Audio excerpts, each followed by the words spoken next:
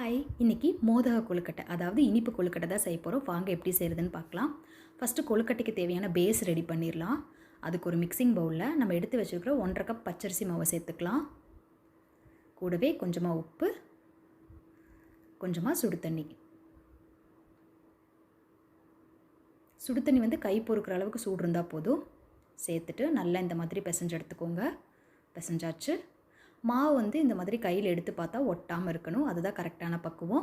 இது ஒரு பக்கம் இருக்கட்டும். இப்போ நம்ம பூரணம் செய்ய ஸ்டார்ட் பண்ணிடலாம். அதுக்கு ஒரு பேனில் கொஞ்சமாக நெய் விட்டுட்டு, நெய் நல்லா உருகுனதும் நம்ம எடுத்து வச்சுக்கிற 1 கப் தேங்காய் துருவல் சேர்த்துக்கலாம். தேங்காய் துருவலை நெய்லேயே நல்லா வணக்கி விட்டுறலாம். இப்போது நம்ம இடித்து வச்சுருக்கிற 1 கப் மண்டை வெல்லம் சேர்த்துட்டு தேங்காய் கூட நல்லா மிக்ஸ் பண்ணி விட்டுறலாம். வெல்லம் நல்லா உருகி இலகி வரும். பாருங்கள், இந்த ஸ்டேஜில் நம்ம எடுத்து வச்சுருக்கிற ஏலக்காய் பொடி சேர்த்துட்டு நல்லா ஒரு தடவை கிளறி விட்டு அடுப்பு ஆஃப் பண்ணால் நம்மளோட பூரணம் ரெடி. இப்போது நம்ம கொழுக்கட்டை செய்ய ஆரம்பிச்சிடலாம். நான் இந்த மாதிரி ஒரு மோல்டு வச்சுருக்கேன். கிட்டத்தட்ட ஒரு 4-5 இயர்ஸாக நான் இந்த மோல்டு தான் யூஸ் பண்ணிகிட்ருக்கேன். உங்கள் கிட்ட மோல்டு இல்லைன்னா நீங்கள் கையிலே வச்சு நம்ம கார கொழுக்கட்டை செய்வோம்ல, அந்த மாதிரி கூட செஞ்சுக்கலாம். ஃபஸ்ட்டு மோல்டில் நெய் அப்ளை பண்ணிக்கிறேன், ஒட்டாமல் வர்றதுக்காக. அப்ளை பண்ணிவிட்டு இந்த மாதிரி கொஞ்சம் மாவு எடுத்து மோல்டுக்கு ஏற்ற மாதிரி உள்ளே வச்சு ப்ரெஸ் பண்ணிவிட்டு நம்ம செஞ்சு வச்சுருக்கிற பூரணத்தை உள்ளே வச்சு கடைசியாக கொஞ்சம் மாவை வச்சு இந்த மாதிரி ப்ரெஸ் பண்ணி விட்டுருங்க. இந்த சைடில் வந்துட்டு ஒரு சின்ன பட்டன் மாதிரி இருக்கும். அதை ப்ரெஸ் பண்ணிங்கன்னா மோல்டு வந்து கொஞ்சம் சீக்கிரமாக ஓப்பன் ஆகிடும்.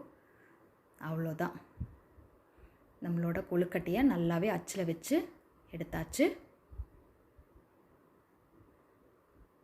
பாருங்கள், நல்லா க்யூட்டாக இருக்குல்ல. இதே மாதிரி எல்லாத்தையுமே வச்சு எடுத்துடலாம்.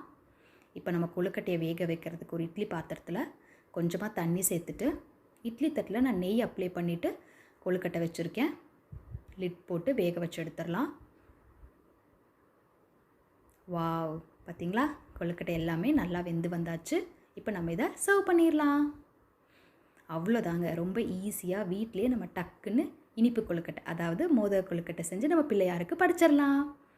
நீங்களும் இந்த ரெசிபியை ட்ரை பண்ணி பாருங்கள். தேங்க்ஸ் ஃபார் வாட்சிங்.